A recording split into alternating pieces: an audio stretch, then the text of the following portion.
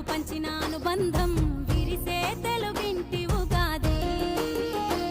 12 రాసులే పలికేను స్వాగతం, పలు రుచుల పచ్చడే అయ్యింది అమృతం. ఈ వేడుకెంతో అద్భుతం. కోయిల పాటల సంగీతం, కొమ్మారెమ్మల కోలాటం పలికే